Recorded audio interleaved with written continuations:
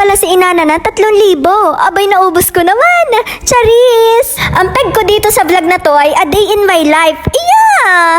At maaga nga pala akong gumising ngayon, mga 9. Uy, kukuha nga pala ako ngayon ng pensyon ni inana. At kahit wala namang nagtatanong, ay gusto ko lang sabihin na, hi, ako si Ube. At ako nga pala may kwento. Gana re! Pero maaga pa ay, parang gusto ko pa mag-in-in kahit mga 5 minuto pa. Iya naman.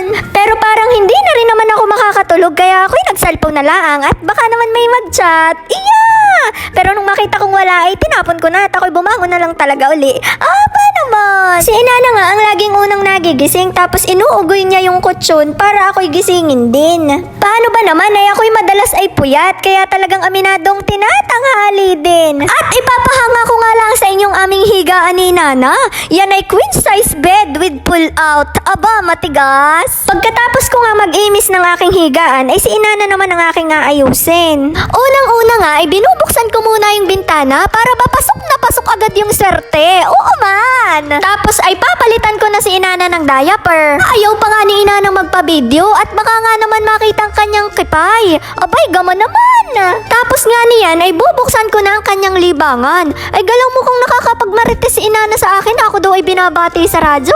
Ay wari ko yun ay sa Magic FM at nandun si Kuya Bits ay. Ngayon nga lang din ako magpapadampi kay inana kung kailang kaurasan na kagaling ko ano. Paano ba naman ako'y natatawa kay inana at may pobya yata sa pandigpi. At pag nakikita pa lamang ay naiyak na. Ay awan ko baga. Niloloko ko na nga lang si inana. Nasabi ko'y wala ka namang lupain na pwede kong ibenta kaya ikay wag mag-alala. Abay, napapatawa lang naman.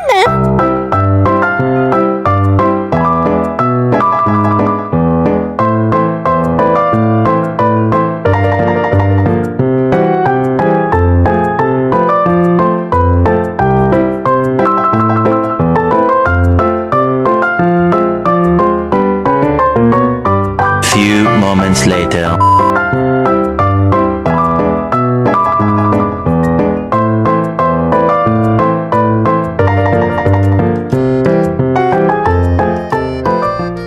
Pagdating ko nga doon ay naabutan ko si Mayor Lovely na ang sabi niya ay, Pinagdaan ko kayo ni Mayor Laguna. Kumusta po kayo? Ang isa sa mga po ay wonderful.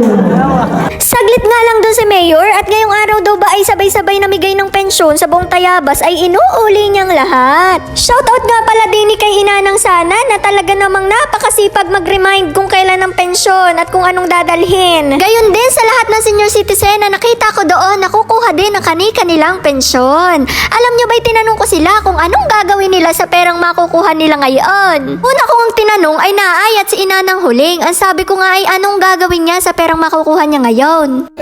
Pamimili ko ng mga pagkain, bigas, pang-ulam na masasarap. Yeah. Bibili ko ng pagkain. Aba, hindi ako isa mga gawain kung wala naman akong gastusin at ako may tulo na. Siyempre, sa may mga maintenance, mga gamot na kumagay pangangailangan din natin. Sana, nabibili pa ulam. Pang-ulam, aba, talaga. At hindi ko rin pinalampas tanungin si Manong. Saan mo po gagamitin ang perang makukuha mo dito? Anong bibilin mo? Ay, wala. Wala. Saan mo gagamitin ang perang matatanggap mo dito? Hindi ko sa akin. Paruminda.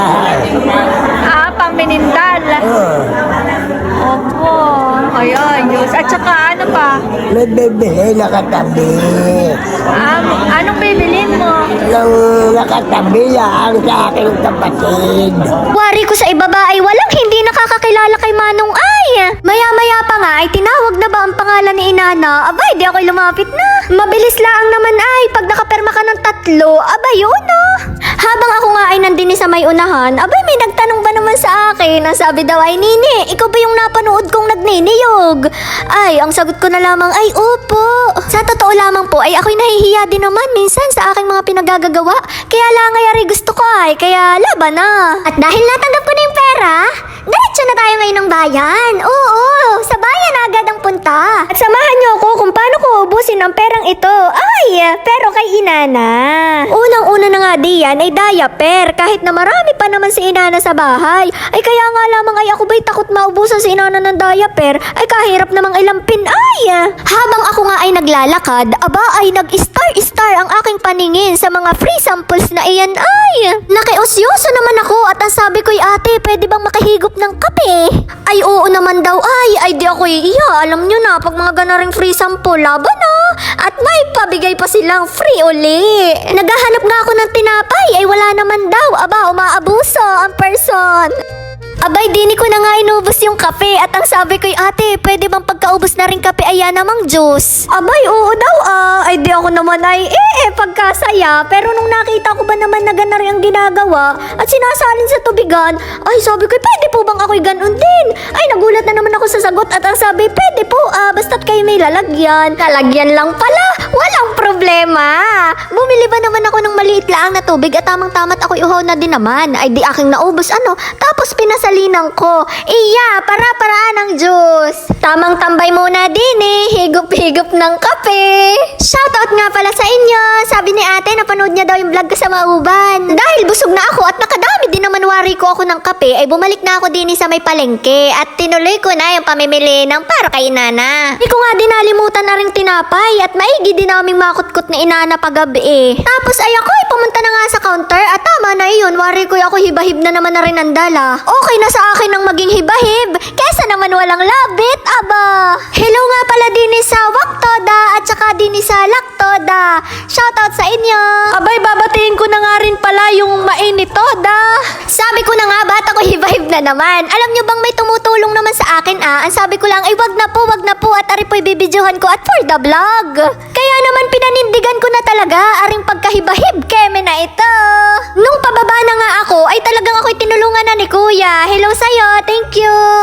At nang makalipas nga ang wari ko'y mga 10 minutes times 2 ay nakarating na nga uli ako din sa may bahay. At dinala ko na nga muna sa bahay ni Inana. Pagkakita nga ni Inana ay tuwang-tuwa na agad naman at dini ko natatapusin ang a day in my life na ito. At yun lang ang kwento ko for today's video. Thank you for watching. Bye!